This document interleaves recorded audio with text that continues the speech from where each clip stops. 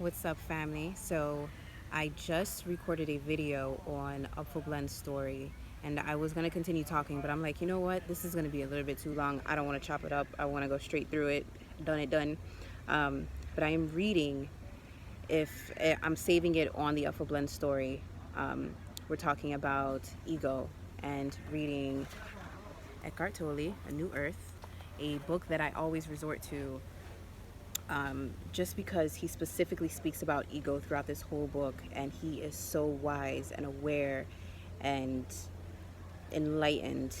If you don't know who Eckhart Tolle is, please look into him because he is an amazing, beautiful being, and I appreciate and value his perspective and his books, his information that he gives forth so much. So, anyways, I'm reading chapter 3, and it's called "The Core of Ego," and I read a paragraph on the Upful Blend story. But one thing that came into mind is that most times awareness and enlightenment of ego happens when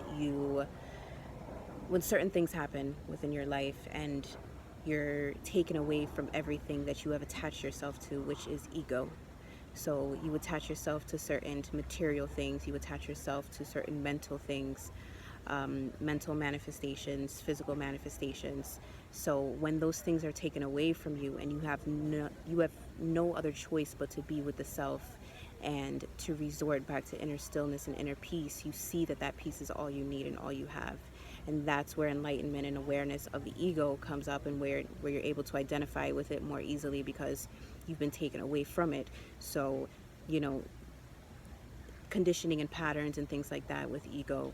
But becoming aware of the ego, it becomes easier as time goes on, as long as you do what's best for your spirit and your soul and your upliftment, and becoming aware of the ego when it arises. So I am reading this chapter, and I go back just within my memory in the past to just give thanks on that a lot of things have been taken away from me, to where I'm able to identify when the ego comes up and be the watcher over it. That brings gratitude for different life experiences that at the moment I did not accept or appreciate, but now I do, because it's brought me to myself. It's brought me back to myself, which is all we need. The inner peace and stillness and divinity and consciousness that we are, that I am, right? So I'm going to read this paragraph right now. The first paragraph of chapter 3, The Core of Ego. And now, most people are so completely identified with the voice in the head, the incessant stream of involuntary and compulsive thinking and the emotions that accompany it, that we may describe them as being possessed by the mind.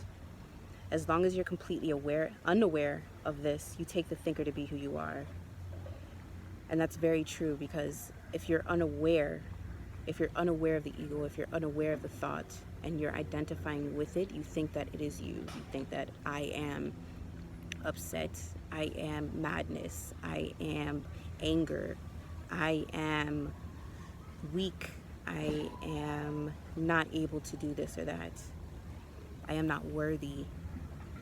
You know, those thoughts that come into our minds. I am not worthy of love.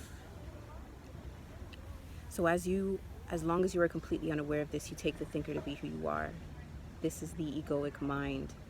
We call it egoic because there is a sense of self, of I, ego, in every thought, every memory, every interpretation, viewpoint, opinion, reaction, and emotion.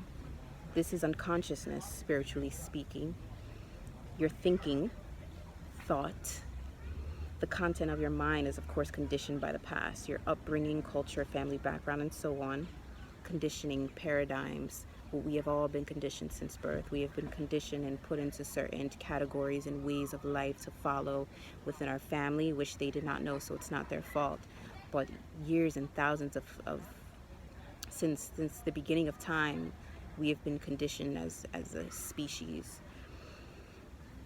The central core of all your mind activity consists on certain repetitive and persistent thoughts, emotions, and reactive patterns that you identify with most strongly. This entity is the ego itself. Isn't that exciting? Isn't that, oh my gosh.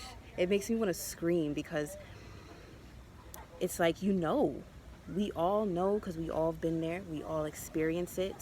And I know you feel me. I know you're vibing with me right now because we all experience this. We all experience persistent thoughts and emotions that overtake our mind, especially when you're not able to do something about it and we want to be out of this particular moment. That's ego. That's unconsciousness. It is not stillness. It is not peace. It is not who you are. It is not who I am. And that is ego. We identify with ego. We are so used to just going into ego because it's the easiest thing to just resist and fall into the grasp of ego and just say, oh, okay, fine. Take me. To get out of this thought is too difficult. To be acceptant, it's too difficult because I can't do anything about it now, so we just give up rather than being strong within the mind. Because once you overcome conditioning and paradigms, it flows so naturally because we are, I am, we are, our roots, stillness, peace. So it's not easy to get there. It's just uncovering it again, remembering it, disidentifying with the ego so we can remember who we are.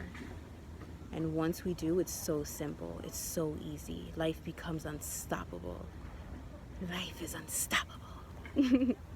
In most cases, when you say I, it is the ego speaking, not you, as we have seen.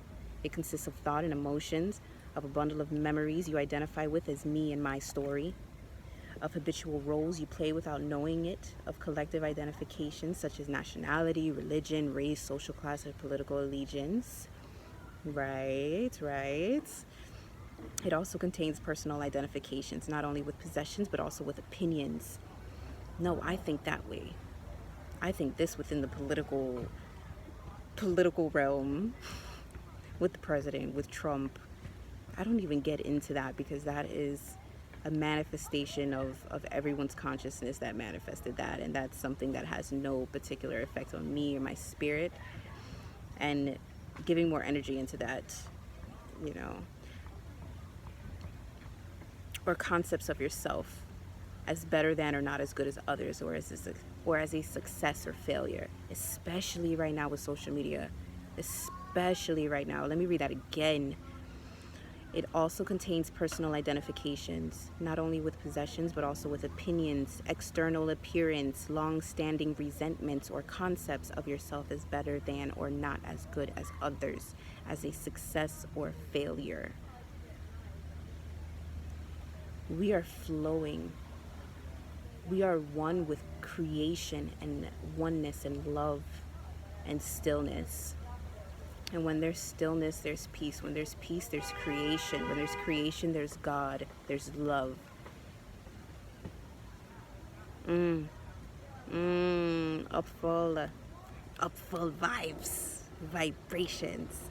One more sentence because this is amazing. The content of the ego varies from person to person, but in every ego, the same structure operates. In other words, egos only differ on the surface, but deep down, they are all the same.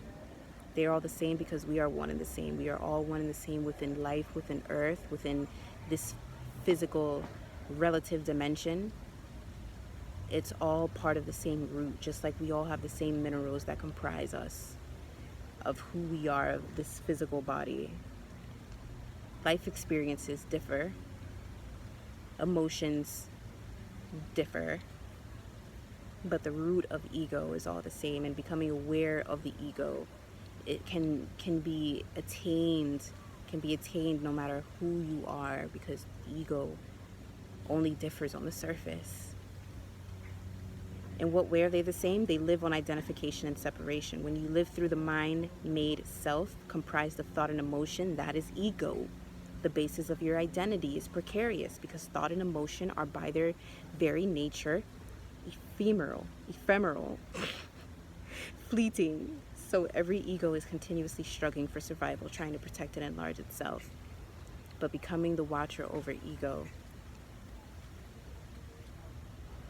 that brings the space for connection to oneself, to the I am, to the creation, to the God self that we are. I'm grateful. So for this is just a paragraph. This is just a paragraph. Eckhart Tolle, I can't wait to meet you. Yes, Eckhart Tolle. Read Eckhart Tolle. Look into him if you all are interested in reading his books. I have the PDF. I can send it to you via email. But consciousness, awareness, upfulness must arise within us, family. So if y'all need the book, I will send it. If y'all want to vibe and speak on ego, let's do it. Conscious, upful vibrations, high energy is here now. And we are surrounded by it. We are surrounded by abundance and success and wealth and prosperity and upful, happy moments of life and moments experiences. So love, love, love, and blessings. A new earth, Eckhart Tolle, upful.